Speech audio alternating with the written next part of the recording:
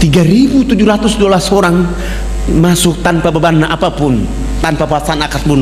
Mereka dengan mudah mengucapkan nama Allah dan nama Rasulullah Muhammad SAW. Setelah mereka mengucapkan 2 kalimat syahadat, kami berusaha untuk membimbing mereka agar mereka mampu menjadi hamba-hamba Allah. Sesudah itu pekerjaan berikut yang kami lakukan adalah berusaha untuk mengganti nama-nama mereka. Yang nama Abraham kami ganti dengan nama Ibrahim. Yang nama Yohanes kami ganti dengan nama Zainuddin. Yang nama Wilhelmus kami ganti dengan nama Abidin.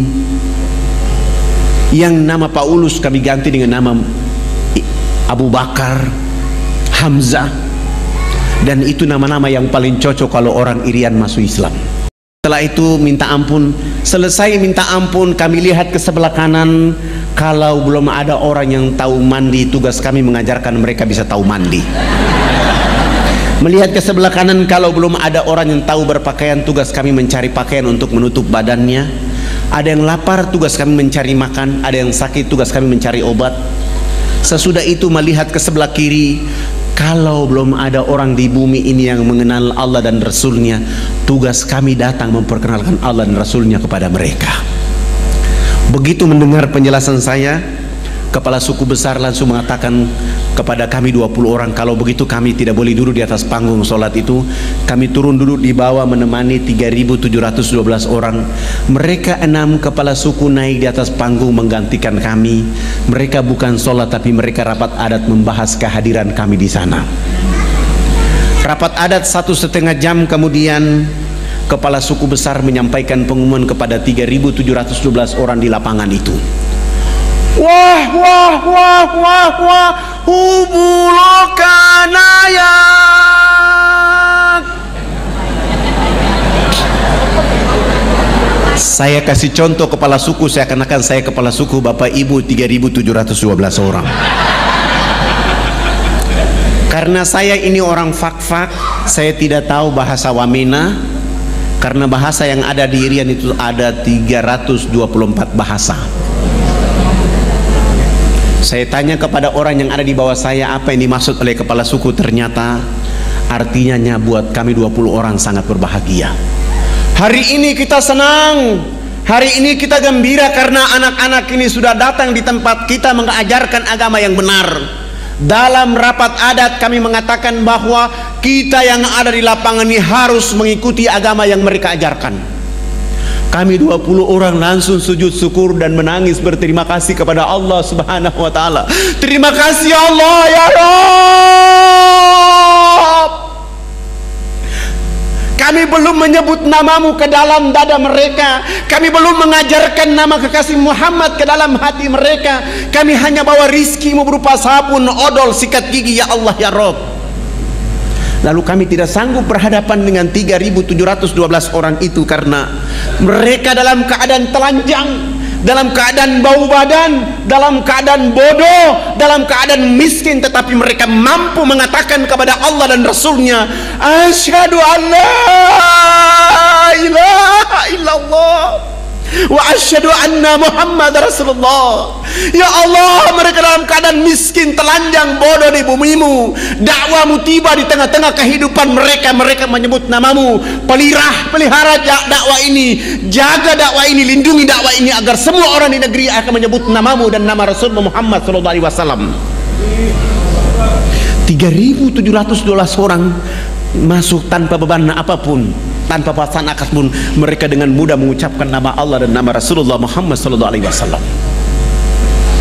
Setelah mereka mengucapkan 2 kalimat syahadat, kami berusaha untuk membimbing mereka agar mereka mampu menjadi hamba-hamba Allah. Sesudah itu pekerjaan berikut yang kami lakukan adalah berusaha untuk mengganti nama-nama mereka.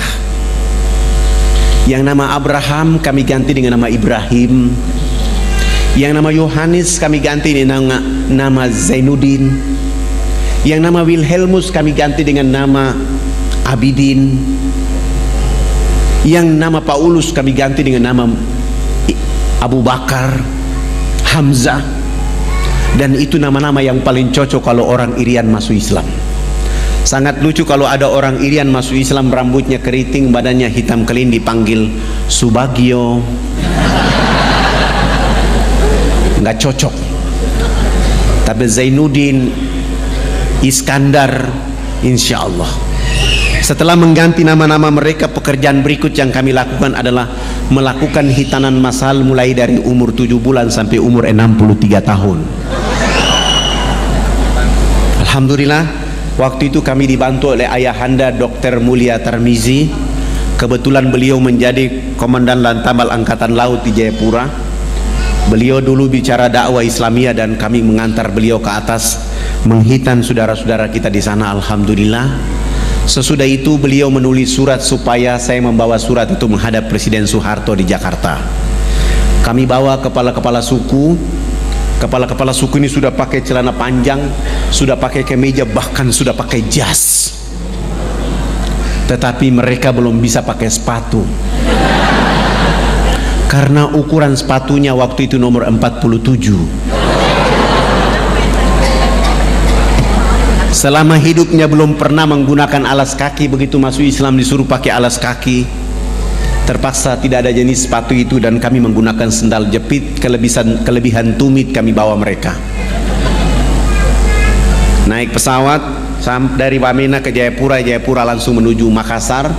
Dari Makassar saya bawa mereka, kepala-kepala suku, melihat pembangunan di kota Makassar. Sesudah itu terbang di Jakarta. Tiba di Jakarta malam hari, kami naik mobil dijemput oleh teman-teman di Jakarta dan kami bawa ke Wisma Haji Jalan Jaksa, Jakarta Pusat. Istirahat, pagi-pagi kami ke istana. Sampai ke istana, alhamdulillah Presiden Soeharto berkenan menerima kami. Beliau minta supaya pertemuannya jangan di istana tapi di rumahnya di Cendana. Selepas sholat asar kami langsung bertemu dengan beliau. Beliau berdiri dengan senyum ciri khasnya menyambut kehadiran kepala-kepala suku bersama saya. Kepala negara menyambut kepala suku, saling berpelukan, salaman. Sesudah itu dibawa masuk ke dalam ruang tamu, dikasih makan, dikasih minum, dikasih oleh-oleh.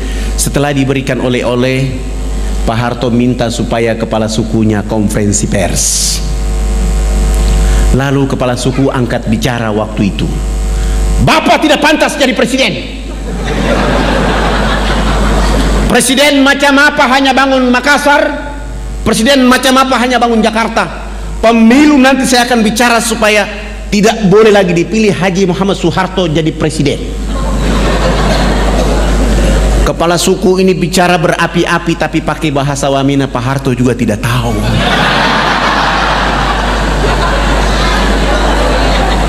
Tapi karena Pak Harto memiliki positive thinking, melihat gerakan kepala suku, beliau pasti punya feeling bahwa ini terjemahannya pasti bagus. Mohon diterjemahkan. Saya tidak menerjemahkan bahasa itu, tapi saya mentadaburi makna di balik permintaan bahasa itu. Wartawan TVRI waktu itu kasih saya dan saya menjawab bahwa Bapak Presiden yang terhormat, hari ini kepala-kepala suku sungguh bahagia bisa bertemu dengan Bapak Presiden. Dan kepala suku tadi mengatakan bahwa Haji Muhammad Soeharto layak jadi Bapak Pembangunan Nasional. Dengan cara itu Pak Harto langsung menelpon Menteri Agama, kepala-kepala suku yang tadi datang itu diberangkatkan haji pada tahun itu juga. Dengan cara tadabur bahasa itu beliau menelpon Menteri Sosial, kami dibantu 417 unit rumah layak huni. Beliau juga menyumbang 1000 karung pakaian serba baru. Beliau juga menyumbang 600 karton sampo, 600 karton sabun, 600 karton odol sikat gigi, dan plus beliau menyumbang 28 masjid kepada 28 kampung yang masuk Islam. Dan beliau mengatakan dakwah Jakarta Wamena tidak boleh menggunakan kapal laut tapi menggunakan kapal pesawat Hercules dari Halim Perdana Kusuma. Alhamdulillah, dengan kekuatan itu kami terus melakukan kekuatan dakwah dan bergeser. Setelah Wamena ini hidup, nanti kalau ada bapak-bapak ibu berkenan datang ke Wamena, jangan tinggal di kota Wamena tapi jalan kaki 175 km ke dalam. kita akan mendengar suara-suara Islam di tengah-tengah hutan itu. Ada saudara-saudara dan anak-anak kita yang rambutnya keriting, badannya hitam kelin, tapi dia sanggup azan di waktu duhur, asar, maghrib, isya, bahkan di waktu subuh.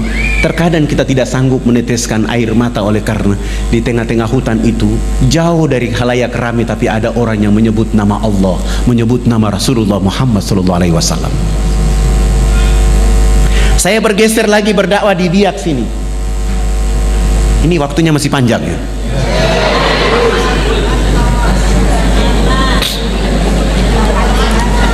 Ketika saya berdakwah di Biak, saya sudah berdakwah selama 5 hari. Pendeta Alexander melihat saya dan mengetahui saya ada di Biak, dan beliau datang mengusir saya dari Biak. Beliau bertemu dengan saya dan beliau mengatakan, Pak Fadlan, tidak boleh Anda bicara Islam di negeri ini. Saya bilang sama beliau, abang, saya orang ustadz orang Irian, abang pendeta orang Irian. Saya boleh bicara Islam di sini karena agama pertama ada di Irian adalah agama Islam. Agama Kristen baru masuk ke Irian pada tanggal 5 Februari 1855. Sementara Islam 17 Juli 1214 Masehi. Dan agama Islam masuk ke Irian itu tidak, agama Kristen masuk ke Irian bukan masuk dengan sendirinya. Orang Islam yang membawa agama Kristen masuk ke Irian. Sultan Tidore yang membawa agama Kristen masuk ke Irian. Maka saya berhak bicara agama Islam di sini. Beliau mengatakan, tidak boleh Anda bicara Islam di sini. Kalau Anda bicara Islam di sini, saya dengan masyarakat Kristen akan mengancam kalian. Saya bilang, Pak Pendeta, alasan apa saya tidak boleh bicara agama Kristen di Irian, agama Islam di Irian? Beliau mengatakan kepada saya bahwa, Pak Fadlan, Anda tidak boleh bicara agama Islam di Irian karena Irian sudah dibeli oleh Yesus Kristus. Oh, Pak Pendeta, kalau Irian sudah dibeli oleh Yesus Kristus, mana kwitansi dari Yesus?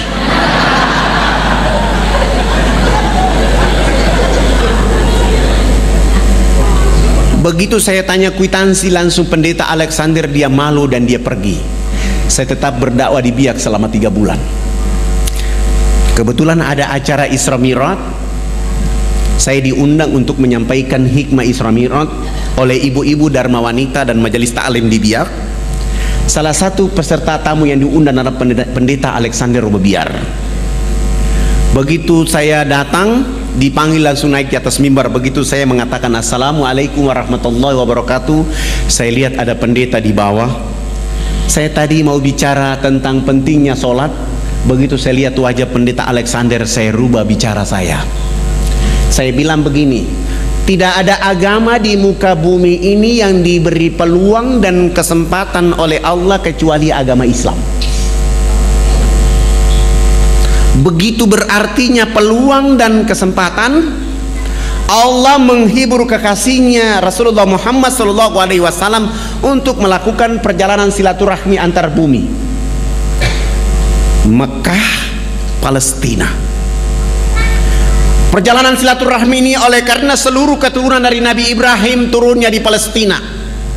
Hanya satu saja Ismail yang turun di Mekah. Maka perjalanan antar bumi itu silaturahmi. Kenapa silaturahmi ini memperkuat Rasulullah? Oleh karena dia dalam keadaan sedih. Dan dalam perjalanan silaturahmi itu ada 2 wajah utama yang ditampilkan oleh Allah, Masjidil Haram, Masjidil Aqsa. Setelah itu naik ke Sidratul Muntaha untuk menerima oleh-oleh yang namanya peluang dan kesempatan sholat 5 waktu. Siapa orang yang tidak sholat duhur 1 kali saja, 1 waktu saja dia tidak sholat 5 waktu, telah kehilangan peluang dan kesempatan dari Allah Subhanahu wa ta'ala. Rumah boleh hangus, terbakar, harta boleh dicuri, tetapi kalau sholat 5 waktu 1 waktu saja dia tinggalkan, dia telah kehilangan segala-galanya dari Allah Subhanahu wa ta'ala. Dan itu hanya didapatkan dalam agama Islam. Agama lain tidak ada itu. Agama lain selalu mengatakan tugas Tuhan itu menciptakan dunia dan isinya, sesudah itu Tuhan